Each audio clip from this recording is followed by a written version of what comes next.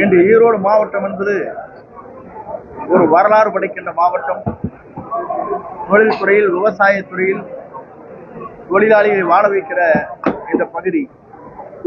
இந்த பகுதியில் முதலிலே பெருந்துறையிலே இந்த நிகழ்ச்சி நடைபெறுகிறது என்று சொன்னால் உண்மையிலே நான் மனதார நெஞ்சார அனைத்து நண்பர்களுக்கு என்னுடைய வாழ்த்துக்களையும் பாராட்டுகளையும் நான் தெரிவித்துக் கொள்கிறேன். ஏனென்று சொன்னால் பெருந்துறை என்பது என்றைக்குமே ஒரு திருப்புமுனை உருவாக்குற இடம். முதல் இந்த இடத்திலே தான் அலுவலகம் இங்கே திறக்கப்பட்டிருக்கிறது. ஆகவே ஈரோடு மாவட்டத்தில் இருக்கிற 8 சட்டமன்ற தொகுதியும் வெற்றி வாகை நம்முடைய தமிழகத்தின் வெற்றி கழகத்தினுடைய தலைவர் நம்முடைய வெற்றி நாயகன் நேற்று தினம் மலேசியாவிலே உலகளவில் மக்கள் வியக்கத்தக்க அளவிற்கு மாபெரும் கூட்டத்தை கூட்டியிருக்கிற தலைவரை கோட்டையிலே அமர்த்துவதற்கு இந்த அலுவலகம் முதல் திறக்கப்பட்டிருக்கிறது.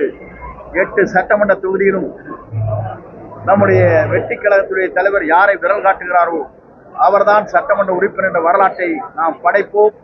அதற்காக உயிர் மூச்சுள்ள வரை நாம் பாடுபடுவோம் என்பதை இந்த நேரத்திலே தெரிவித்துக் கொள்கிறேன்.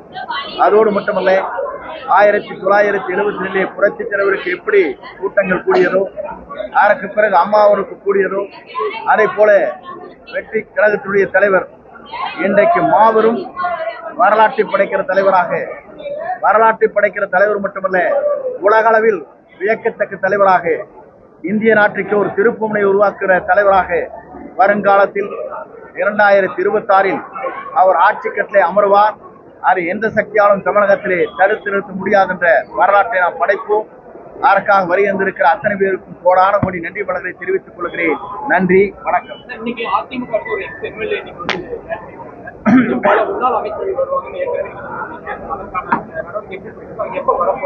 உங்களுக்குள் எல்லா நிகழ்ச்சியும் நடைபெறும். 31 மிக விரைவிலேயே நம்முடைய தலைவருடைய அனுமதி பெற்று பல பேர் நம்முடைய கழகத்தில் இணைய இருக்கிறார்கள்.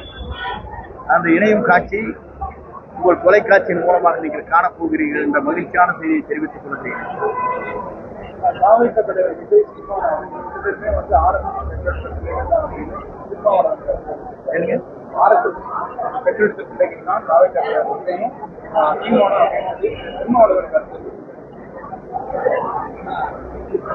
எங்களை பொறுத்தவரையிலும் ஒவ்வொரு கருத்துக்கள் ஒவ்வொரு பரிமாறிக்கொண்டிருக்கிறார்கள். ஒவ்வொரு இயக்கத்தை சார்ந்து ஒவ்வொரு கருத்துக்களை பரிமாறுகிற போது எங்களுடைய கருத்தை பொறுத்தவரையிலும் மதம், மொழிகளுக்கு அப்பாற்பட்டு இருக்கிற இயக்கம் தான் நம்முடைய இயக்கம் என்பதை தெளிவாக சொல்லியிருக்கிறார்கள். ஆகவே அவருடைய பயணம் ஏழை எளிய மக்களை வாழ வைப்பது, சமநிலை உருவாக்குவது, சமத்துவத்தை காணுவது என்ற போன்ற தத்துவங்களைத்தான் அவர் நிறைவேற்றி வருகிறார். வீடு இல்லாதவர்களுக்கு அனைவருக்கும் வீடு, 2 சக்கர வாகனம் இல்லாத இல்லங்களுக்கு 2 சக்கர வாகனங்கள், பொருளாதாரத்தில் உயர்வது, பெண்களுக்கு பாதுகாப்பு அளிப்பது, சட்ட ஒழுங்கை பேணி காப்பது, அதே நேரத்தில் அனைத்து மக்களுக்கும் தேவையான திட்டங்களை நிறைவேற்றுவது போன்ற பல்வேறு பணிகளை அவர் நடத்தப் போகிறார். அந்த நடத்துகிற காட்சி 2024 நாம் காணப்போகிறோம்.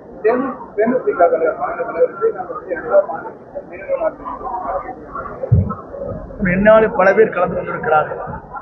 மதுரையில் நடைபெற்ற நிகழ்ச்சியிலே கூட அவரை பற்றி பாராட்டி இருக்கிறார்.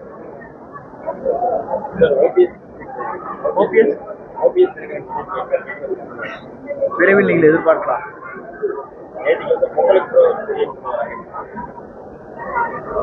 பொங்கலுக்கு பிறகுல பொங்கலுக்கு முன்னாலே நடைபெறும்.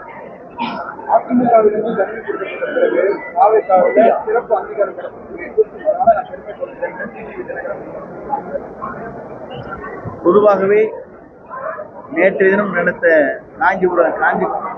காங்கேயத்தில் நடைபெற்ற நிகழ்ச்சியில் அந்த நிகழ்ச்சியை நான் உணர்ச்சி வசப்பட்டதை பற்றி கேள்வி கேட்டார்கள். ஆகவே அவர் சொன்னது 50 ஆண்டு கால அரசியல் வரலாறு. புரட்சித் தலைவர் எம்ஜிஆரோடு பயணம் செய்தார், புரட்சித் தலைவர் அம்மாவோடு பயணம் செய்தார்.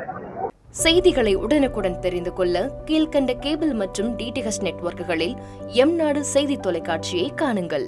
பாதகம் செய்பவரை கண்டால் நாம் பயம் கொள்ளலாகாது பாப்பா. மோதி மிதித்துவிடு பாப்பா, அவர் முகத்தில் உமிழ்ந்துவிடு பாப்பா. அண்மை செய்திகளை உடனுக்குடன் தெரிந்து கொள்ள இணைந்திருங்கள் எம்நாடு தொலைக்காட்சியுடன்.